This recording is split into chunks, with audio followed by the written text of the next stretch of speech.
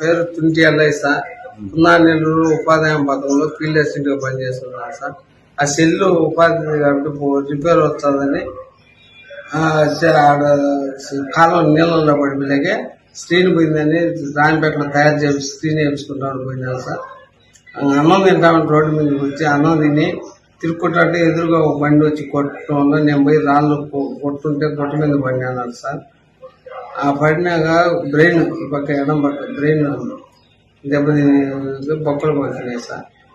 దానివల్ల మాట రాక ముక్కుల్లోంచి రక్తం రావడం వల్ల నన్ను తిరుపతి హాస్పిటల్ చేసినారు సార్. తిరుపతిలో వాళ్ళు మా వల్ల కాదంటే చెన్నై హాస్పిటల్ చేసి ఆడ ఆపరేషన్ చేసింది సార్. పైపులు కాడ పెట్టినారు సార్. ఒక 2 నెలలు మాటలు రాలా, 3వ నెలలు గట్రా రాకపోలే మళ్ళీ తీసుకోపోయినారు సార్. మళ్ళీ ఆపరేషన్ చేపించి ఈ పక్క మార్చేసి పైప్ వేసింది సార్. ఇట్లా ఎడగడ ఆపరేషన్ చేసింది. ఆ పైపు వేయటం వల్ల కొంత మాట వచ్చింది సార్. మళ్ళీ కొద్దిగా మాట వస్తాను సార్. కన్ను అయితే పూర్తిగా ఎంత ఖర్చు అయింది హాస్పిటల్ ఎంత ఖర్చు అయింది? 35 లక్షలు దాకా ఖర్చు అయింది సార్. బిల్లులు అయితే అన్ని ఉన్నాయి. కానీ మేము ఫస్ట్ మాట రాకముందు చేసిన ఆపరేషన్ బిల్లు వరకే పెట్టినారు సార్ 26 లక్షలు.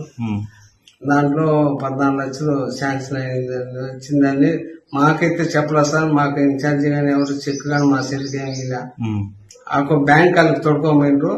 నాకు డబ్బులు వచ్చింది రమ్మని సంతకాలు చేసుకున్నారు. డబ్బులు అయితే అకౌంట్లో పడింది సార్.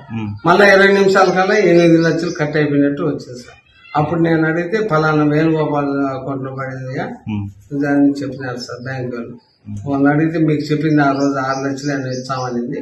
అందుకే మీకు 6 లక్షలు ఇచ్చినాము. 8 మేము తీసుకున్నాం, మా ఖర్చులు ఉన్నాయని చెప్పినారు.